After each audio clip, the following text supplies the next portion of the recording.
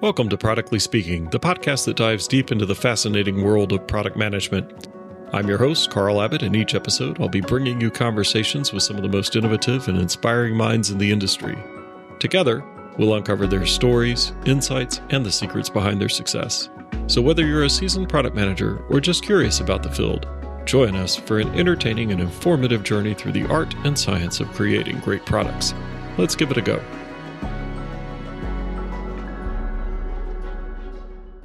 On today's episode of Productly Speaking, we're diving into the fascinating world of open source product management.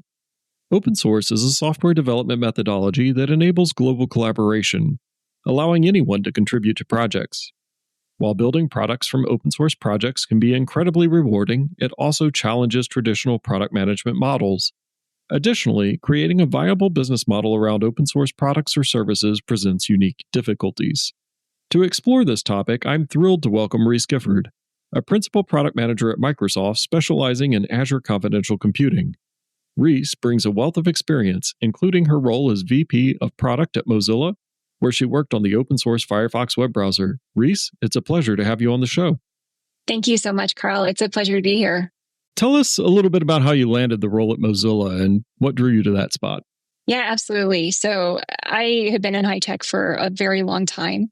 And over the years, I've worked in different areas from engineering to product management, but I've always been drawn to mission-driven technology.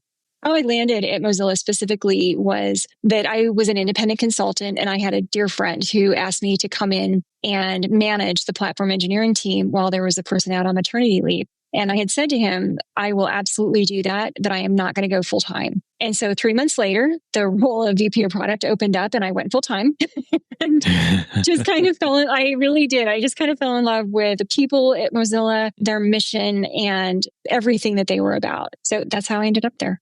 Yeah, no, that's very interesting. So you talk about coming in as kind of a contract role, then you land as VP of product. What were some of the more interesting learnings that you had from working on the Firefox web browser and working with those teams?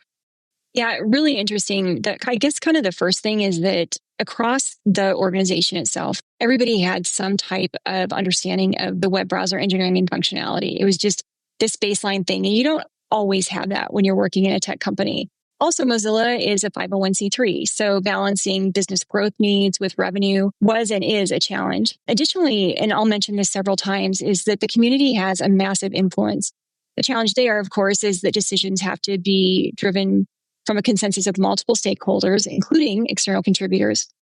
Firefox is free, so we had to be very creative about revenue models. Watching now how open source projects influence mainstream technology has only reinforced my belief in the power for open collaboration. So what about being a 501(c) further complicated things on top of just doing open source?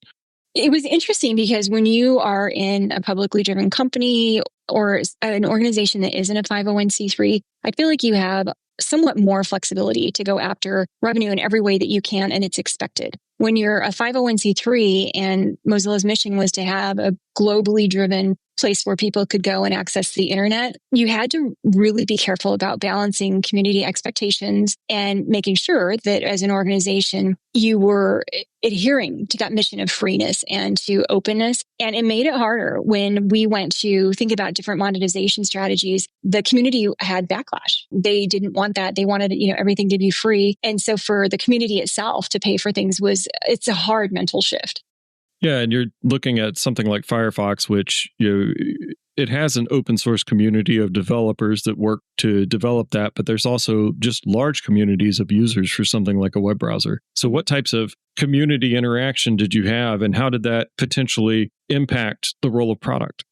Yeah, we had a ton of community interaction. In fact, I had a team of product managers dedicated specifically to managing the community. Their goal was to make sure that we understood from the community leaders themselves what was needed and how we matched that with what was going on internally. The other very challenging part is, of course, you can't prioritize everything. And so the product team would have to go back and explain to the community when we didn't prioritize their needs and why we had to do that. So it was a lot of challenges in understanding how to drive execution, but blending that need to assess the community without having a clear chain of command. Yeah, that's interesting because, in traditional product management, you have stakeholders and you have to address their needs. And here in open source product management, one of those stakeholders happens to be the community. But this community doesn't necessarily have the financial buy-in that you would have in a traditional proprietary company, but they've bought in with their work. These are people that have contributed to the code base. They're very driven in the direction that they're driven in. And so when you had to go against what the community wanted or, not necessarily implement what the community is thinking, there's a challenge there in doing that communication. What were some of the methods that those product managers would use to kind of help smooth that over? We would have community forums, people who would answer questions that came in on different FAQs on the website. Our product managers would meet with some of the community leaders. And interestingly, we hired a lot of the community leaders. And so they actually were able to facilitate that interaction quite well. Then the challenge, of course, was that when they became Mozilla employees, then they themselves would sometimes struggle with like, hey, this is what the community wants. These are the users. And yeah, I get that the business needs this to grow, but we should always do the communities and the users first. Yeah, and that's tricky because, yes, there is the code generation from the community, and there's a lot of great feedback that you're just not going to get otherwise, but it's not necessarily what drives the revenue in all cases. And when you're a business, you have to at least try and make money, or you're not going to be around much longer. If a business that's supporting a community kind of falls off, well, then that leaves the community a little bit high and dry. I like the idea that you hired people from the community to help kind of bring that community perspective in, but also to take the company's perspective back out to the community and to kind of work that relationship. We speak to, some of the challenges of deriving revenue and like trying to tell the community that we can't do X because, well, we need to bring revenue in. When you're talking about open source, we're literally talking about the Firefox web browser that anybody could go get the source code for. They could learn to compile the source code and end up with their own binary of the Firefox web browser. It's been since the days of Netscape Navigator, since people have actually even paid for a web browser. Right. So what were some of the challenges in driving revenue to the Mozilla Foundation with an open source product like Firefox? Yeah, that's actually a great question. And when I started at Mozilla, their primary revenue source came from search partnerships. And that includes from their biggest competitor, of course, Google. And most notably, the deals with search engines, we wanted Firefox to be the default and also utilize all these external companies, search engines to create our revenue. So it's just this funny model. Some of the things that we looked to, especially during my tenure, there was a pointed shift from the leadership team to look for additional sources of revenue and to start to diversify. So we explored new revenue streams by offering privacy-focused paid services such as Mozilla VPN. I personally advocated for an enterprise service model where we would create a version of a browser that could be controlled by an enterprise, and we would support that. It was interesting that actually didn't go through because there was this hesitation that that could fundamentally change community perception and could be a lot of overhead that may not be worth it. The challenge was always balancing these revenue efforts with Mozilla's mission and ensuring that the monetization strategies aligned with user trust and open web principles. GitHub, I think, has navigated this well by offering their free repository, hosting while monetizing enterprise tier features with GitHub, Copilot, and advanced CI/CD integrations. GitHub has definitely done a pretty good job with that, and Firefox and others still have some difficulty with trying to do this. It's not easy to monetize open source software, and realistically, paying for software is not something people are going to do in the open source world. You've got to build services around it. You talk about things like Copilot and AI. Those are services that make the GitHub software more useful to people actually willing to pay for that and use that. It's a very difficult thing because in open source, you've got value that you generate that the community realistically generates for you in the core product. That value is like, a lot of times that's it. And it's like, where's the rest of the value that we're going to charge people for? So you said you came up with a model of enterprise control. Where did you get some of your ideas for how you would monetize or potentially monetize the open source product Firefox? Actually, that's a really great question because what we did was looked at what some of our competitors were doing as well as within the tech market itself where we saw growth. And at that point, of course, VPNs were just igniting like fire across the world. And we saw several leaders come out out and believed that with our technology, we could create a superb product that interacted well, both in the browser and on your mobile device. And we did. It was great. And it's still going today. Yeah, that's excellent. And yeah, you have to look for some of these avenues where you can make this value that's not something that everybody is going to want, or, especially with a mission like to basically allow anybody in the world to access the internet. It's a lot of what Firefox does. But if you can find the things kind of around that not everybody needs that to be able to do it, then yeah, you've got a spot where you can potentially monetize. But it's a big challenge to actually get in there and try and find those spots and not upset the community, because there is definitely a strong open source software equals free motive there. But I think a lot of people have at least come around to the idea that, yes, open source software is free, but to keep it going, we've got to pay somebody, because people have to eat and people have to have a place to live and all these other things. And without people, this stuff isn't going to keep going. And that kind of leads me to the next question that I have. And that's, in your opinion, what are some of the biggest changes you've seen in the open source software world since you started in it? Open source has gone from being a niche grassroots movement to the foundation of modern software development. Major enterprise now embrace it, and we've seen the rise of open source business models like Red Hat, HashiCorp, and even Microsoft have found ways to build sustainable business models around open source projects. The rise of AI development tools like Meta's CodeLlama and OpenAI's Codex are really exciting shift that could redefine how open source contributions are made. And in particular, I really like OpenAI's model with ChatGPT. And to your point, we expect open source models to be free, but with ChatGPT, I think they've done an excellent job of monetizing that when users want to do additional searches or when users want to use their writing AI. And so there's these different tiers, of course, that they have, but you get more access and get more creativity based on paying for that. And I feel like that has met all users' expectations. In that case, they didn't expect that to be free. And it's been really, I don't want to say easy, but relatively easy for them to move forward with that and build an amazing user base. Yeah. And I know that since I've started in open source, it was kind of the Wild West. Anybody could have an idea. They could scratch the itch. They could throw code up on the internet and people would start contributing. And recently we've seen governments start to weigh in on open source software should meet the following security standards and to put all these documents together saying you need to meet these things to be able to be used by governments. And government is definitely a large consumer of open source software. So this has also changed the game where you can't necessarily just scratch that itch and get started and then expect to be used in all these places. No, and I think that is actually some of the biggest challenges that we see with open source software is security and compliance to government regulations, potentially the introduction of bugs into the software base, and making sure that things that get added to the open source code itself aren't redundant. And then again, making sure that the governance and controls that we see coming, the sovereignty requirements that we are starting to see really grow across Europe and really all nations, how all of those are met and adhered to with an open source community, I think are going to be quite unique challenges that we haven't seen before. And then also how we manage those from a product perspective to actually be compliant, I think are going to be some really tough, quite honestly, things to do and also really good.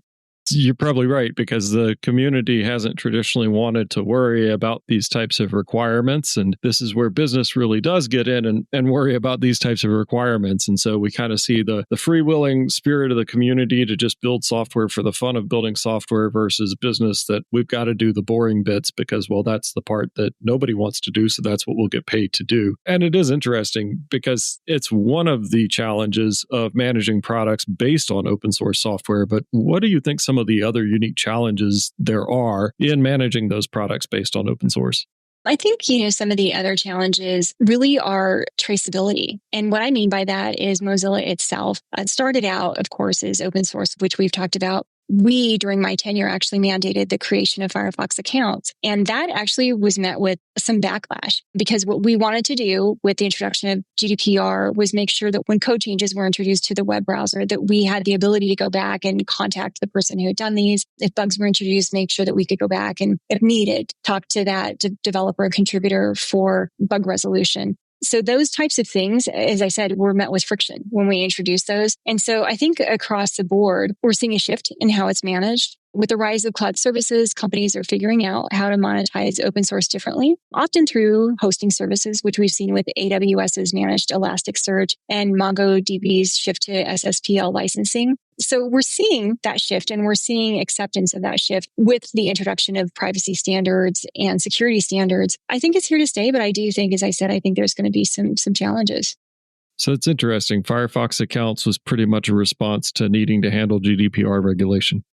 Well, it wasn't just that. It was also we wanted to be able to sync browser sessions from mobile devices to the desktop. So with Mozilla Monitor, we had introduced a product where we could monitor any breaches and proactively notify our users of, hey, your email's been breached. But we wanted all of our products to tie in. So that was one of the drivers for Firefox accounts, as well as the need to make sure that we had traceability. Oh, that's a fascinating thing, because the GDPR, large piece of privacy regulation championed by a lot of people in the open source community and certainly by a lot of Europeans. And yet getting an account that ties you to your browser is, you said you got some pushback, and I'm sure that pushback was around, but my privacy, this is a potential impact there. And it's really kind of a unique thing to see privacy regulation drive a thing that may be perceived as kind of anti-privacy, but it's got to be there to have things like that right to be forgotten and to have that traceability that you talked about. So that's an interesting one. And that is where, business and open source, they do have to kind of butt heads a little bit and get to a point of agreement, which is really kind of fun. I like that story a lot. Open source software is ubiquitous these days, but it hasn't always been that way. A lot of proprietary software dominated the 80s and 90s and even into the early 2000s. Do you see open source software continuing to be so widely adopted, or do you think that the pendulum may swing back towards proprietary software at some point?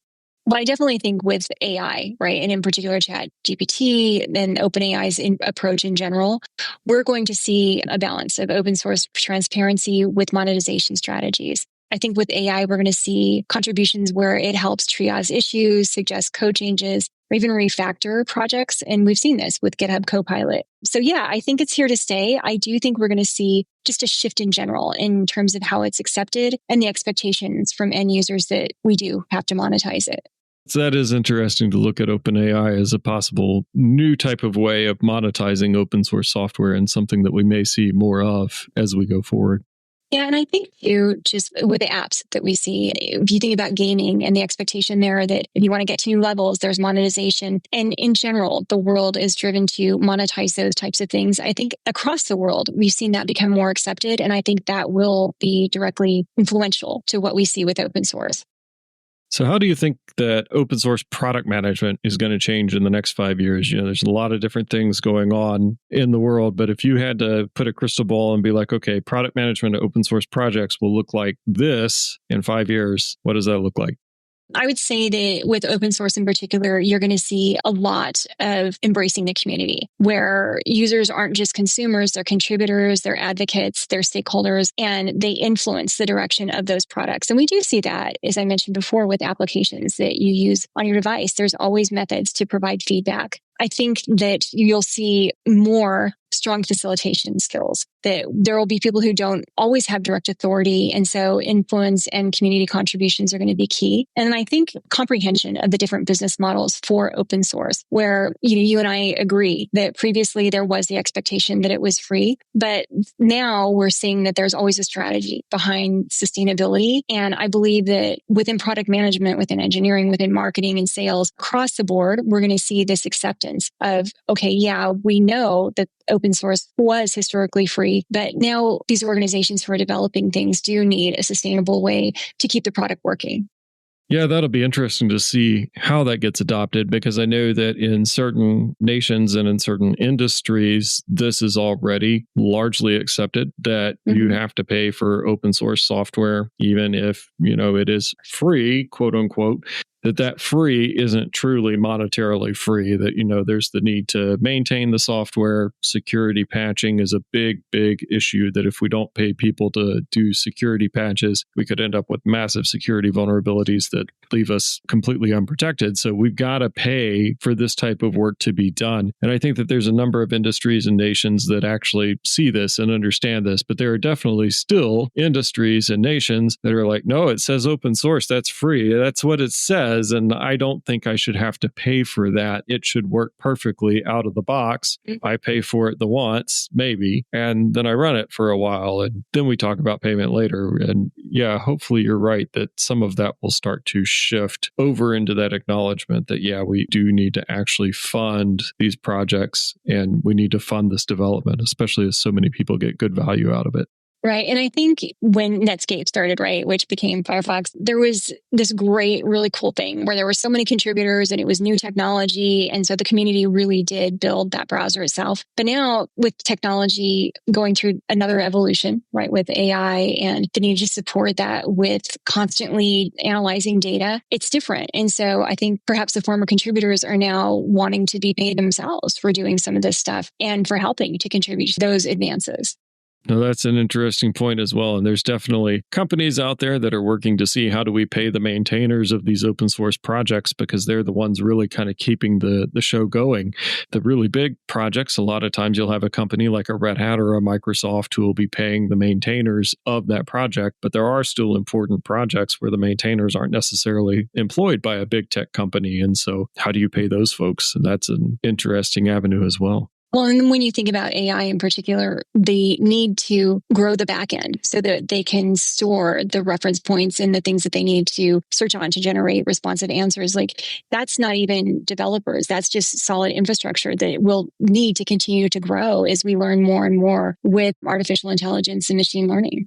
It'll be interesting to see. We've kind of talked in the areas of open source and AI, but what happens when somebody just vibe codes an application using AI and says, okay, it's open source? Mm-hmm. That's starting to become a reality. It is. Yeah, it is. And it's super interesting to watch the world itself come to terms with like, yeah, this is actually really valuable. This is something that really does help me be more efficient with a lot of kind of the legacy fear of AI, taking over the world. And so watching that transition as well is fun. And also, I do think lends some credibility to the open source community so that people can look and see and understand what's going on. It will be very interesting to see how it all plays out and how things kind of go. Because to that point about AI and vibe coding, it's like, well, who owns the code? And I think that this is just a broader question that we have to answer as society, is who owns what AI generates? Mm-hmm. As it's trained on all this data that comes from all these sources, and then the output is seemingly original. And that's a hard question to answer. Is the output original? Right. That's an ethical dilemma right there, because it's like, well, it does come from all these things, but a person who came up with something themselves would also be basing to some degree on what they had learned as well. So it's kind of hard to draw those lines. But yeah, just the legality of it and like, okay, is this open source? Is this not open source? Have we breached something somewhere? And you definitely see some open source projects are like, no, we're not even going to take AI code contributions. We want to make sure that they were written by people. And it's a wild world. It really is. Yeah, it's a really wild world. And some of the smartest people I know actually worked at Mozilla with me, and they wade through that, right? It was they continue to do coding, and they inherently, I feel like when you work for that type of company who has that mission driven free world, there is part of you that always wants that, right? It's just part of your personality to just have that love for open source and for community contribution. And also this need that we're seeing for sovereignty and for data protection. And like, what does that mean in terms of the coding base? And how do we balance all of those things to still adhere to these inherent values that we have while watching everything evolve? Yeah, and I think that open source is one of those things that kind of helps people maintain their sense of sovereignty. And it's that way because if you have open source software, of course, you can run your own copy of it. You can keep your data within your environment. And that actually kind of plays into what you do on Azure a little bit. And I didn't expect to go down this road, but you are the product manager for Azure Confidential Compute, which realistically helps people accomplish some of those same things. It does. Yeah, no, it absolutely does. And it's interesting that you drew that parallel because I was thinking about this morning. We do, right, allow people to contribute to coding bases. And the data, of course, is encrypted all the way from coming into our infrastructure from the internet. While the code is in use, it's encrypted. And then when it leaves, it's encrypted. So it is completely secure. We do help drive those sovereignty requirements, but it does allow for different types of contributions in a very, very private way. And to anybody who's been scared of running in the cloud because you've been scared you were going to get hacked or your data was going to get leaked, things like Azure Confidential Computing absolutely start to answer this in a very, very real way. Well, it's so great because, we watched companies keep all of their data inside and everything had to be in their data center. And then, of course, as a world, we recognized the risks with that and the maintenance costs. So we went to the cloud and then we saw everybody bring it right back down because of the risks of security. And of course, now with like Azure Confidential Computing and products like that, we're seeing the migration back to the cloud and with confidence that the code and really that any data that's put up there will actually be secure and people have confidence in those solutions. Moving back over to the product management side of things, what would be your advice for anyone considering becoming a product manager for a product based on open source projects? My advice to someone who is thinking about going into product management and then particularly focusing on open source is remember there's a healthy balance, right? Remember that in a traditional organization, there's a very clear chain of command and very clear, if my boss says this, this is who wins. In open source, yes, of course, there's that chain of command, but it's also heavily influenced by the community. So there's a different kind of need in terms of taking in user requirements and making sure that you hear all of the voices that are contributing.